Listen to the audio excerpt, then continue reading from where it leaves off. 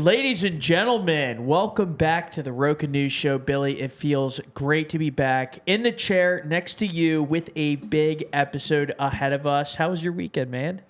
Well, welcome back to you. We missed you last week, and this week we will miss Frost, surely, as he goes and traverses Arkansas and some other areas to get some amazing new videos. My weekend was good. I went up to Notre Dame to see Notre Dame take down the midshipmen Navy football team, and then our flight got canceled, so we drove back. So that was a long day yesterday, but which ready is to get what, a back after 10-hour drive? More like 14. Dude, that is insane. Although if you flew, given the delays at airports across, like it may have been longer that way. Yeah, I mean, it was also we flew Spirit, so I guess kind of a high propensity to get delayed and canceled. But you know what? It only cost, so we got a Hertz car to come back. It was only $90 extra to drive it all the way over here. Wow. It's not horrible. Well, and I've hated on Hertz many times before. We're going to be getting into the Nigerian persecution of Christians today, but I also, while we're on the subject of Notre Dame football, you know, the Notre Dame Navy history is fascinating, where Notre Dame plays Navy every year because during World War II, Notre Dame was potentially going to sort of go out of business, and it was totally empty and didn't have enough students, and Navy decided to conduct training on the campus and kept it afloat, and they built a special partnership. And so shout out Notre Dame Navy. Shout out Jeremiah Love, the Heisman, righteous Heisman. And that was particularly cute because Notre Dame was an all-boys school at the time. So while a lot of financial institutions struggled during the war, Notre Dame was bad. But Navy saved us, so now we play every year in football. I know. It's kind of like, how do you get your team hyped for that game? Like, it's hard to like go kick Navy's ass. Well, they were almost ranked. Yeah, that is true. It's a real football game. It's not like a charity, Make-A-Wish game. But okay, let's get into the story of today, and we're going to start it off with a clip from President Trump talking about the persecution of Christians from Nigeria, which is something I just did a deep dive on, conducted several interviews, and let's start with President Trump on this, because it came out of nowhere, and now everybody's talking about it. So here we go. Christianity is facing an existential threat in Nigeria. Thousands and thousands of Christians are being killed. Radical Islamists are responsible for this mass slaughter. I am hereby making Nigeria a country of particular concern. That's a legal definition. When the Christians or any such group is slaughtered, like is happening in Nigeria, 3,100 versus 4,476 worldwide. What horrible numbers. All right, something has to be there, Rob. So that's President Trump talking about it. Now, Bill Maher spoke of it earlier, and then we're going to get into Nicki Minaj. But here is Bill Maher on it. The fact that this issue has not gotten on people's radar. Right, no one's talking about it. It's pretty amazing. If you don't know what's going on in Nigeria, your media sources suck. You are in a bubble. And again, I'm not a Christian, but they are systematically killing the Christians in Nigeria. They've killed over 100,000 since 2009. They've burned 18,000 churches. This is so much more. These are their Islamists, Boko Haram. This is so much more of a genocide attempt than what is going on in Gaza. They are literally attempting to wipe out the Christian population of an entire country. Let's go to the third person we want to highlight discussing this issue, Nicki Minaj. Here's Nicki.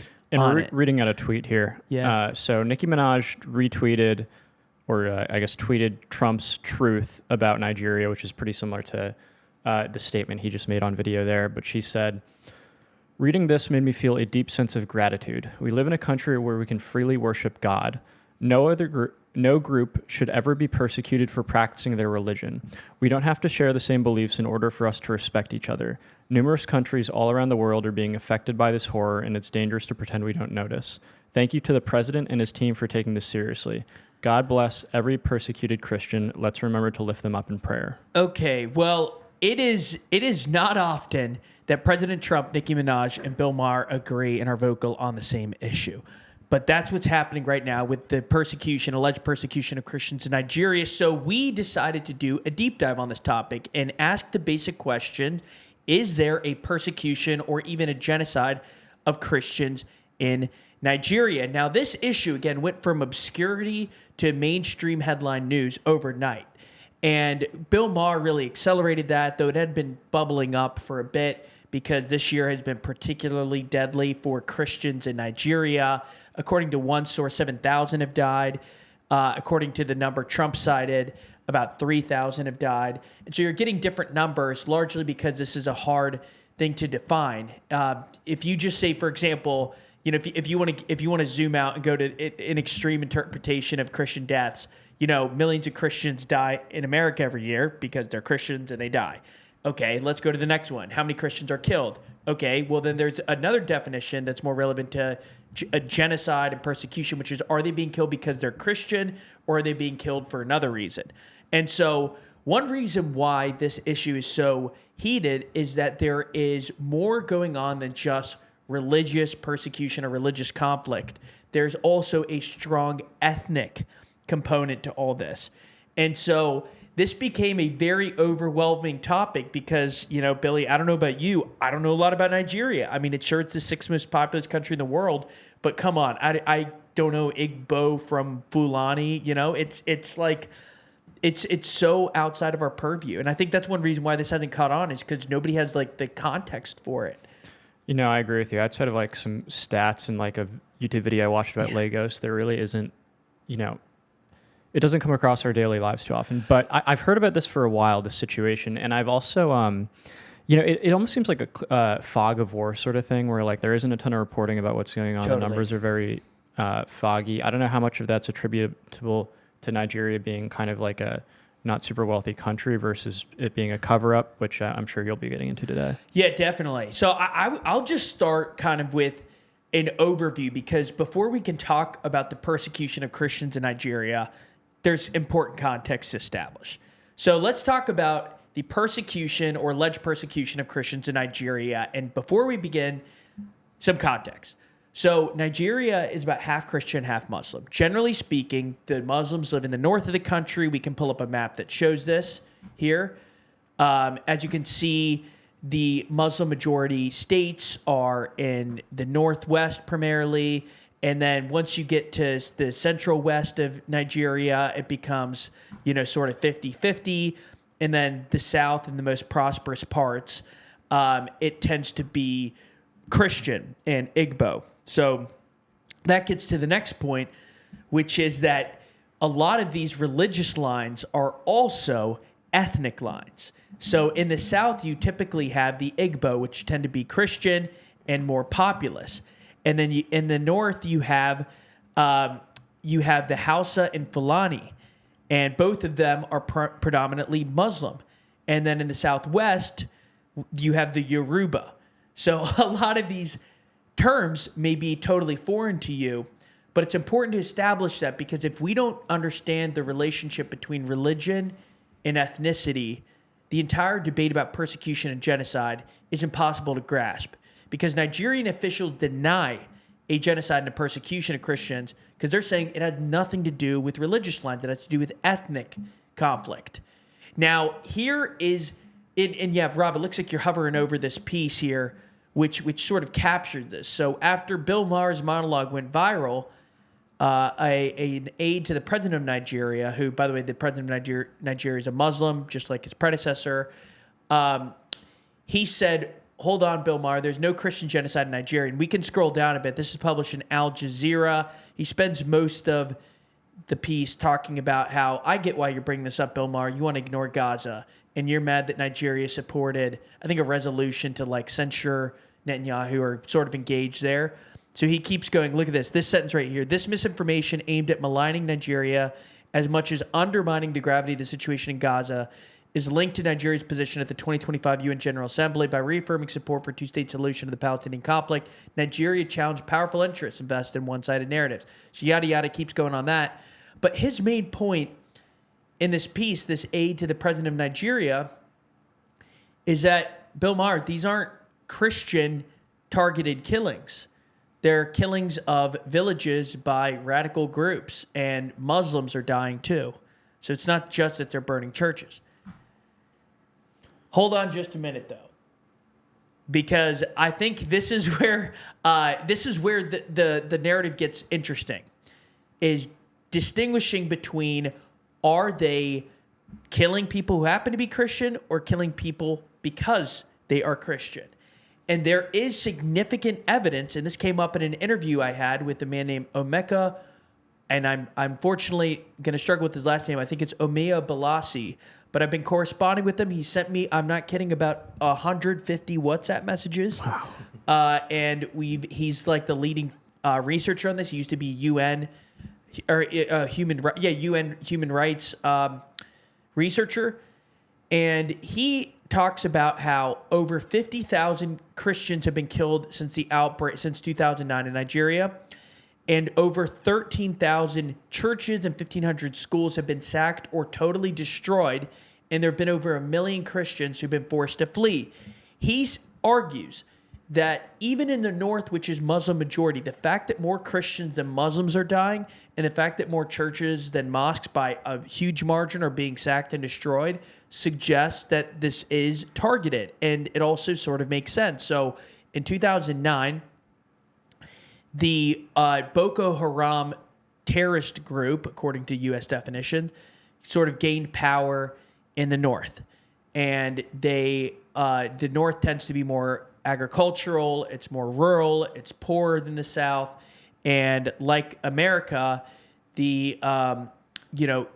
Nigeria's divided into different states. Now, 12 of the states in the years following that declared Sharia law and sort of aligned themselves with Boko Haram. And then in the next phase, you had other Islamist groups, ISIS West Africa, Fulani bandits, the Fulani herdsmen, other groups that sort of terrorize people in the north and increasingly in central Nigeria. And there is evidence that they're going after more Christians. So I don't want to monologue for too long after this interview and all the research we did. But Billy, do you have any thoughts, questions, things to add on this that might be helpful to anyone listening who's like, this is too much context? No, I think this is interesting to me personally, being Christian. And it's helpful to get this context. I guess when you talk about ethnicity, what exactly do you mean by that? Because when I think of ethnicity, what comes to mind is there's white people, then there's Latino, Hispanic, white people. Is it that? Say someone's a different ethnicity than you in Nigeria, can you tell by looking at them that they're a different ethnicity, or is it they happen to live in a certain area? I'm not going to speak out of school, but I think one way to look at this is to almost in terms of Native American tribes, where there might be some unifying traits, but it's more just that the history in that region, as far as I understand it, and from interviewing sources, was very tribal. Okay. And so I think that the way this part of Africa was evangelized led some people to be more Christian or others to be more Muslim, and that's just how it unfolded. But I guess to be more succinct about this, I think it would be maybe good to give the strongest case for it being persecution versus not being persecution. If you think that would be good. That makes sense to me. I was also going to ask about, and maybe this kind of bleeds into what you're about to say, but you talk about how many churches have been burned down, and Yes. it sounds like those far outnumber the amount of mosques. Do we have a sense of how many mosques have been burned down for comparison? I don't have here. Could we scroll down, Rob? The more pertinent stat, I believe, would be the number of Christians versus Muslims that have been killed in a Muslim majority area, and the Christians have outnumbered them in that department. So we stay right there.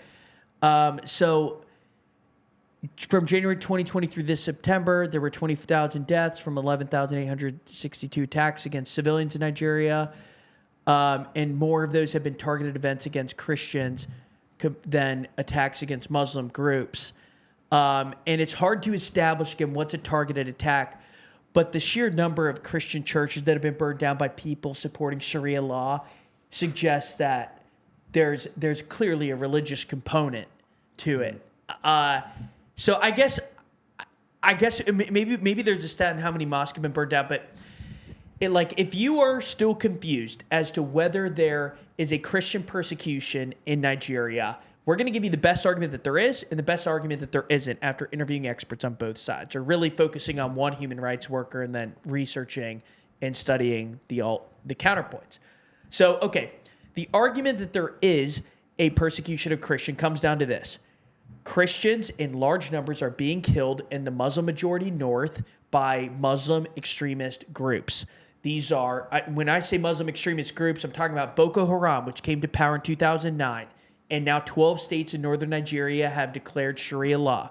Then in the following years, you had Fulani herdsmen, you had ISIS West Africa, and other Islamist groups gain more power, attack more civilians, and they've sacked over 13,000 churches, sacked or destroyed 13,000 churches, and destroyed or sacked 1,500 Christian schools. And so over 1 million Christians have been forced to flee northern African towns and villages. So there is overwhelming evidence that groups fighting to implement Sharia law are killing Christians en masse. Over 50,000 Christians have been killed in Nigeria since the outbreak of the Boko Haram insurgency in 2009. So over 50,000 Christians, 13,000 churches, 1,500 Christian schools gone. Okay, all this being done by Islamist groups. That itself seems pretty self-explanatory. Now, the strongest argument that it isn't Christian persecution is during this period of 16 years, thousands and thousands of moderate Muslims have also been killed. So it's not simply just Christians that are getting attacked. Now, this is a Muslim majority part of the country, but the other aspect that you have to talk about that has come up in every piece of analysis we've read and every interview we've conducted is that Muslims is that there's also a strong ethnic component. So a lot of the killings in central Nigeria are between different ethnic groups. And so Nigeria as a whole is about 50% Muslim and 50% Christian, but in the north it's more Muslim, in the south it's more Christian, and then in between there are some gray areas. And in those gray areas, the attacks have been targeted at both Muslims and Christians. And so this would suggest that it's just some bad actor groups that are killing people everywhere. And the point of all this is that whether it's just Christians or also Christians and moderate Muslims, there's violence being committed on religious grounds. And so in the Al Jazeera piece that said, no, Bill Maher, this isn't a genocide, because Bill Maher, again, called it a genocide, the senior aide to the president of Nigeria, who, again, is Muslim, he argues that this is all about ethnic divisions. So I guess it all comes down to whether the Christians are being disproportionately targeted. The numbers suggest they are, but it may not be as clear as some are making it seem. And I've got to say, having read a lot of congressional statements, many are sort of winging it. They're being very, we've now looked at all the numbers that Open Doors, a religious freedom group that particularly focuses on Christian issues, that they published. And a lot of the numbers just seem like they're winging it. The Congress people are winging it. And they're jumping on it because they know it's a popular issue and it probably distracts from like the more contentious Israel-Gaza debates to just say Christians being persecuted in Nigeria. So that, again, I am obviously no Nigeria expert. It shocked me to learn how much of Lagos is, first of all, how huge it is. It's like 3 times, I think, the size of New York City. Yeah, wow. Dude, that's insane. I have seen you corresponding with Emeka for weeks. Yes. As I come into the studio and occasionally see you on the Zoom calls with him. WhatsApped me this morning. I probably have an unread one right now. But yeah, the guy is relentless. He posts he sent us pages and pages and pages of answers to all of our questions. So. And he runs a nonprofit, right? Yeah, it's called InterSociety. It's a human rights group in Nigeria. And again, it's so regional. I can't, off the top of my head, think of an American parallel that's immediate. I imagine it's similar to cartel violence, where it's like in some places it's prevalent and then others it's not at all. And but he's made the point that, like where he lives, it's pretty safe, but the reports they're getting and the number of Nigerian bishops and leaders who called it a genocide. That probably is worth, by the way, putting in this is a persecution argument, is that so many faithful leaders, so many Christian leaders in northern Nigeria have been attacked, and many priests are having to conduct church underground. Like, you can't worship openly in northern Nigeria. So you can't worship Christianity openly in northern Nigeria. So that seems pretty notable as well. So, well, that's fascinating. A few questions come to mind. The first of which is, could you just give maybe a little bit of background on Boko Haram? So they came to power in 2009. I've heard of them before. Are they Nigeria specific, or are they? I believe so. It's funny. One person we interviewed for Different Story is the Boko Haram expert. Her name's Katie Zimmerman. She's written so extensively about them. I remember when she was on Boko Haram before it was cool. But I think they're Nigerian majority, but I honestly don't know. Could you look that up, Rob? Yeah, where is Boko Haram from? Another question on that note, or maybe we'll about to get an answer here. Okay, they come from northern Nigeria. They were founded in 2002 by the Nigerian Islamic cleric Muhammad Yusuf. So I don't know if they've expanded. I gotta say, I think they have expanded beyond Nigeria, but I could be mistaken. Rob, do you want to click their Wikipedia page? Maybe we'll click their, or we can go to that one, either one. For those listening, we're just looking up a little more of the history there. In 2015, to pledge allegiance to ISIS in ISIS West Africa. And so they're Nigeria focused, and again, super relevant because even though they don't have official, power in the capital, they are super relevant. So, but Billy, I realized, maybe we should read a quote here. Could we go back to the doc?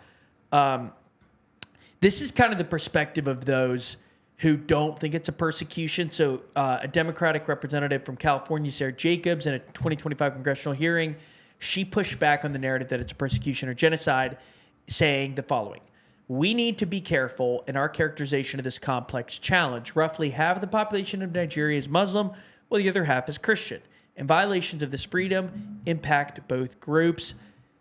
Oversimplistic narratives about the violence perpetuate harmful stereotypes and motivate tension to violence based on religious identity." So she's basically saying it's complex, bro, and don't try to narrow it down to one group. I guess if, taking that perspective and, all right, so it seems like what's happening with the ethnic groups is that in certain parts of maybe central Nigeria, Boko Haram's going and they're wiping out a ton of people. These people consist of both Muslims and Christians. Yeah. And, I guess that's where a quote like this comes from. It sounds like from what you spoke to Emeka about is that, sure, they're killing both groups, but if you look at who died in those groups, more people that died are Christian. A lot more churches were burned per capita, considering maybe, I guess it's kind of, so per capita. And also you can't practice Christian mass openly. You're having underground masses. Exactly. Christianity's being practiced in night vigils, super late night masses, super early masses. And there have been a couple high profile mass killings of Christians. In June 2022, a gunman killed over 50 people in an attack on a church. On Christmas Eve in 2023, attackers armed with machine guns killed over 160 people on Christmas Eve, nearly all Christians. And you sort of see enough of these stories where it just seems that many are targeted. And again, it's not by non-religious agnostic groups in the north. It's by Islamist groups, So I think, Rob, I don't know if you have any thoughts on any of this. Yeah, I just kind of want to ask you something. The Fulani herdsmen, because they're in this jihadist conglomerate that came together. Is that an official group, or is this just that small ethnic population that they're herdsmen? That's what they do. It is an official group. And I believe one thing that's changed. And I will not pretend to be an expert on these Islamist groups, but my understanding is the power has shifted from Boko Haram to the Fulani herdsmen and to other groups who have better connections in northern states. But yes, they are an official group, and they all sort of work together. I have it in this piece here, but they all coalesced to being part of, I'm blanking on the term, but they formed an alliance in maybe 2015.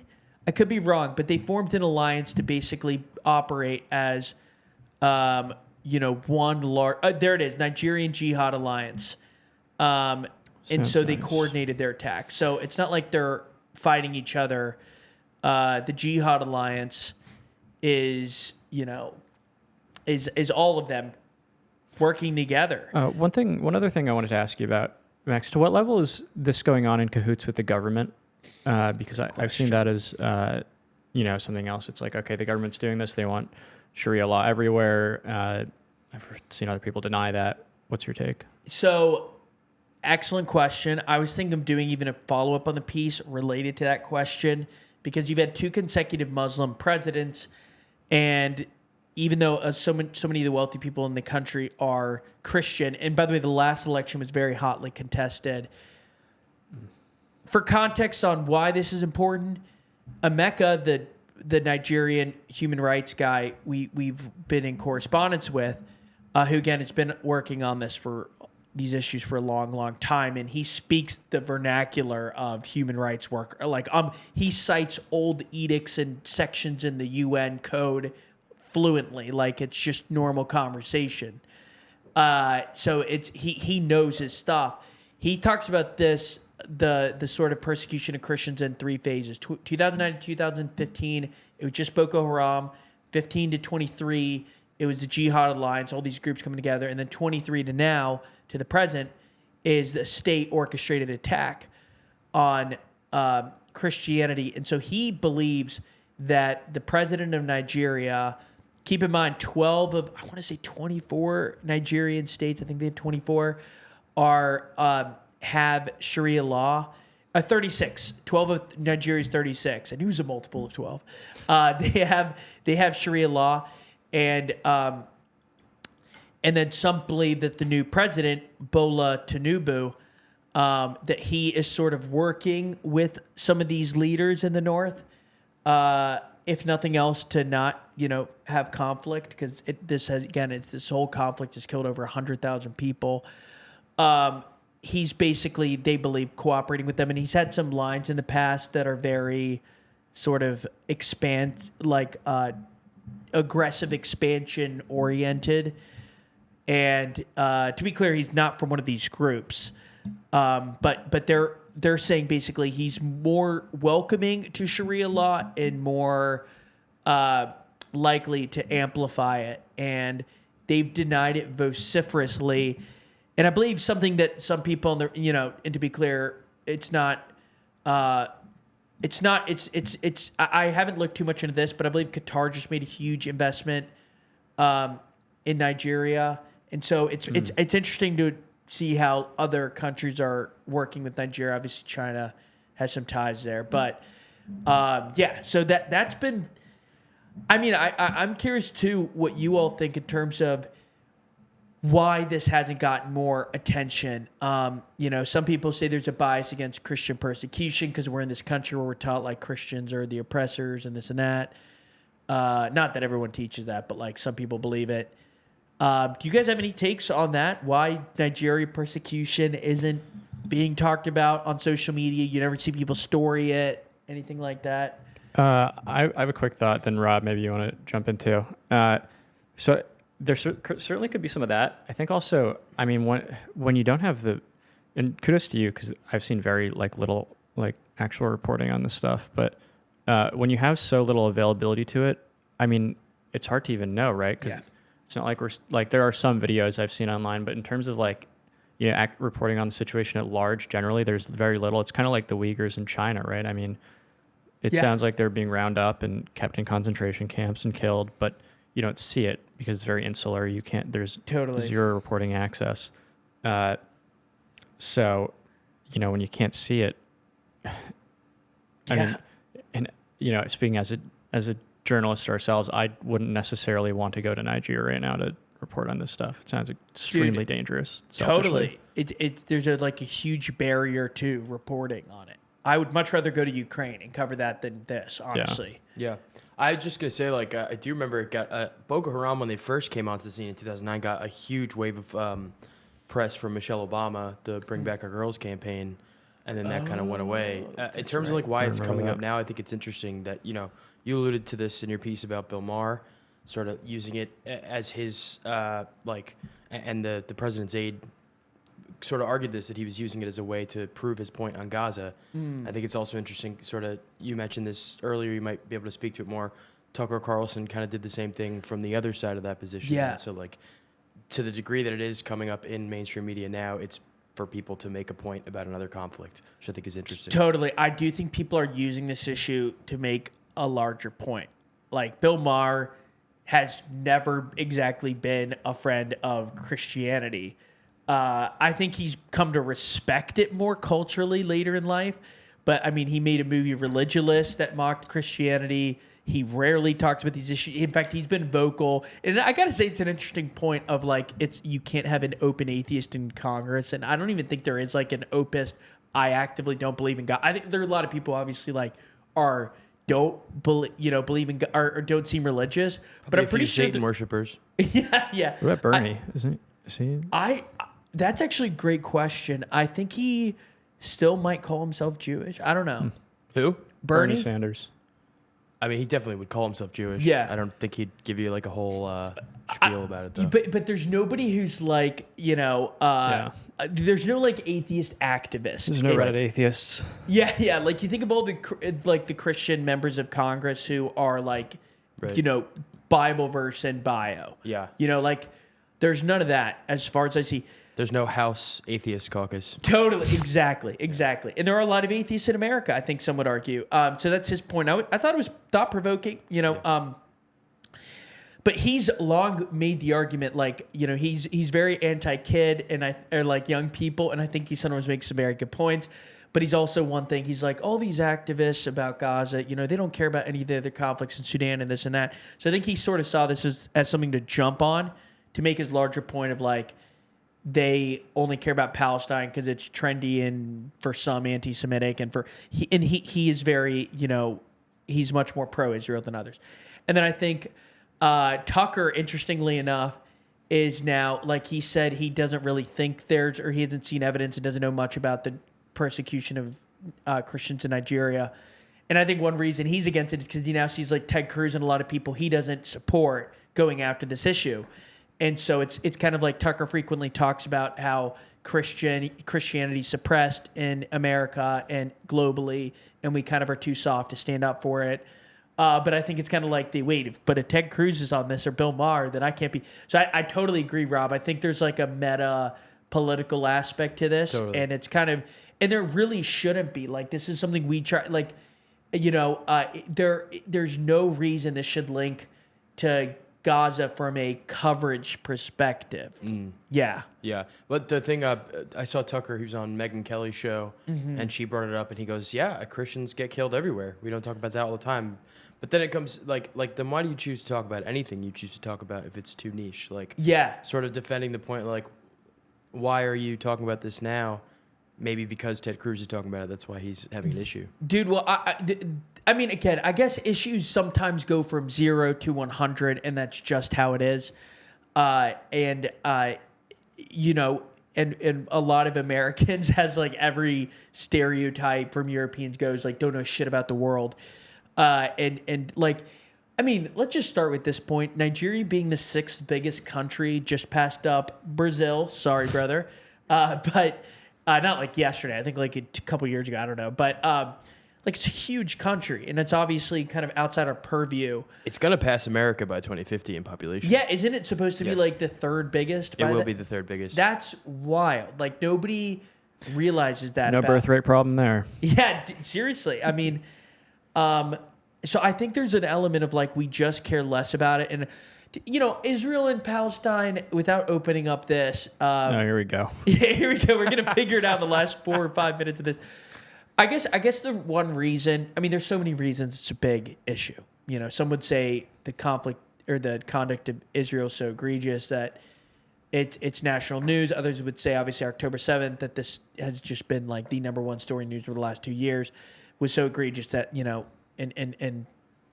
but I think the real reason why it has staying power even before October 7th, for our generation, is because we're closer to that. I mean, you know, people are you know, U.S.-Israel alliance is relevant, and so it's a topic of conversation. There are a lot of very pro-Israel Jewish people in America for totally understandable reasons. They have family there. They moved from there. You know, they have close ties there. They feel paranoid about, you know, losing a Jewish state, given history, like as Norm Macdonald. I don't know if a lot of you are history buffs. And then a lot of people also have ties to Palestine. You know, there are a lot of prominent Palestinians. And so whereas obviously there are a lot of Nigerian Americans, but they are not as visible in our media or education or academic institutions. So I don't know. Also, religion isn't involved. Well, I guess technically it is involved, but like, you know, I think, I mean, the Jewish thing's so big here too, because it's like seeped over right now. Like there's all sorts of opinions on AIPAC and that stuff here, whereas like there's not like there's not a NAPAC. Yeah, there's no. I mean, there probably is some sort of Nigeria lobby, true. But I imagine it's a little smaller.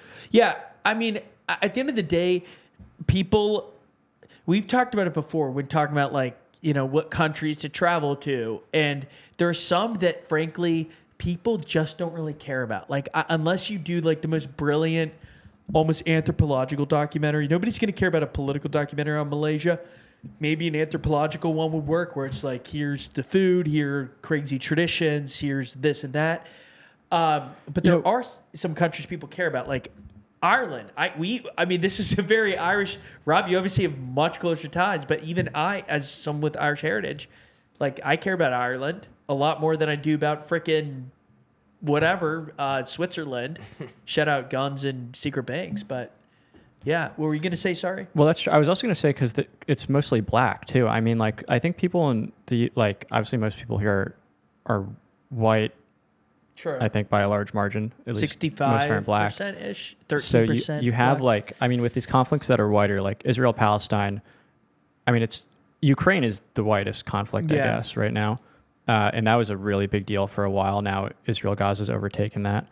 But I mean, I think that has to at least be brought up. Yeah, I agree with that. I think that someone made the point that when you think of stories to relate to, it's harder to relate to kind of like impossible to imagine conflicts. Like you could imagine, and this will be controversial because this will sound anti-Israel. I don't mean this at all, but I remember someone saying like for the average American, you could much more appreciate and relate to being killed at a music festival and imagine that than you could be like trapped under rubble in a small, poor urban area, you know, and it's like that immediately.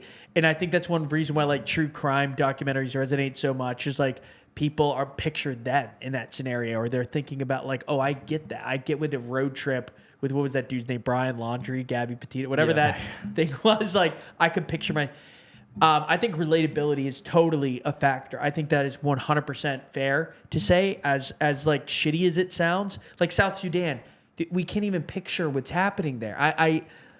It's like sad in every direction. Yeah. Yeah. Towey, let me ask you this: what came first, Bill Maher's segment or Trump's post? I think Bill Maher's segment by like a few weeks. That's interesting because I was going to say, well, part of the reason we're talking about it is because Trump said we're going in guns a-blazing, but that clearly came to his attention after the fact. Like it was already in the water supply before he did that. And I wonder why Trump's going all out on that. I mean, I guess again, like maybe that itself is like a cynical question to ask, because someone would say, well, of course he's going after this. It's egregious. He has like taken a hand in almost every worldwide conflict in his second term. He's totally expressed interest in all of them. I also wonder if he views it as an opportunity to sort of score points with those who feel like we don't care about Christian issues worldwide.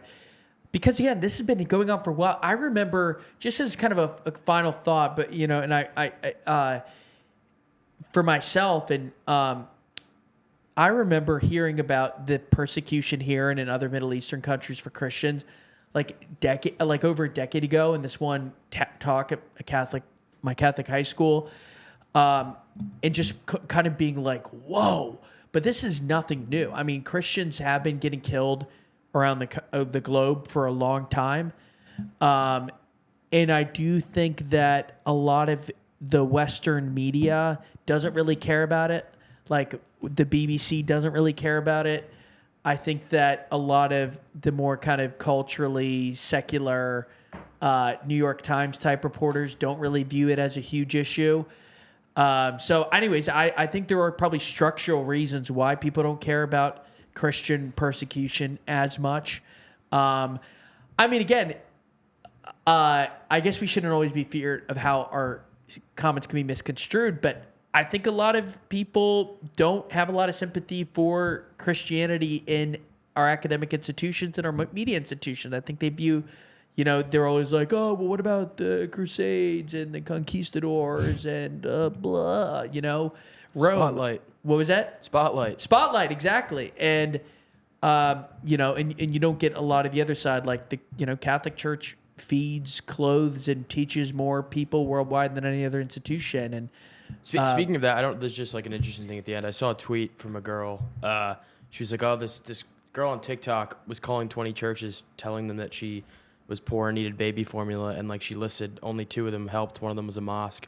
And then like one of the churches like posted a statement like, this woman reached out, we provided her resources, we asked her where she was from, she gave us a zip code that was nowhere near us, and like we were willing to help, but she like there's a lot of sort of an effort to like cast the church as like this evil institution totally without agree. maybe undue research. Totally agree. And again, it's like, has it had a pretty bad track record over the last 25 years? Yeah. Totally. There have been, some huge scandals. It's been institutionalized with some bad cardinals who didn't weed out the bad priests, and it was pretty systemic in, Boston and, everywhere. Yeah. But it's also true, all right, without getting too off, then there's the stat that like, there's a higher rate of abuse by far among gym teachers in public schools, but it's not an institution, so you can't go after that. There's widespread abuse among, even public school teachers. The rate of abuse is like a big differential. So anyways, nothing against gym teachers, I promise. But yeah, I mean, any final thoughts here? I guess this is kind of a somber story to talk about, and it's very complex. I feel like we need a follow-up on this because I want to learn more about the government, because that was one thing we only really talked about with our main source here and in the reading.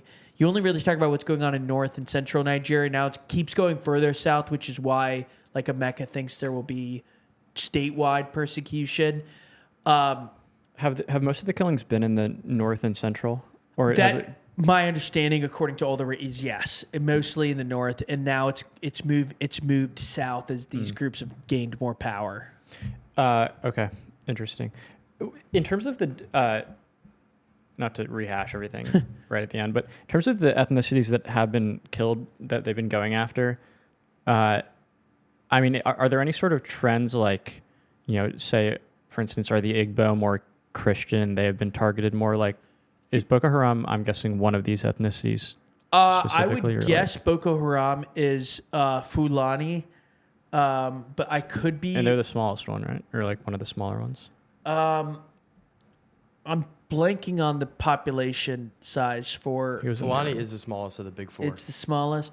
6%. Okay, they're Kanuri. So that's not even in the big 4. Oh wow! So they're on their. Are they like linked to another? I mean, this is why it's hard to cover. Like, this is the kind of thing I'm sure. It says that their ethnic group is dominant in the state that they originated from, Borno. Got it. Okay, so yeah, they're not even one of the big groups. But yeah, I think that the Igbo have been mainly insulated because they're Christian majority and in the southeast. And then a high percentage live in Lagos as well. The Hausa, I believe, have a decent number of Christians, even though they're predominantly Muslim. And then the Yoruba, I think, has been like more of has the actions moved more toward them, and they're pretty split. But that's another thing where, again, I don't have the numbers on me of like the ethnic breakdown. I'm pretty sure nobody's tracking it. I think you could only get like kind of overview statements.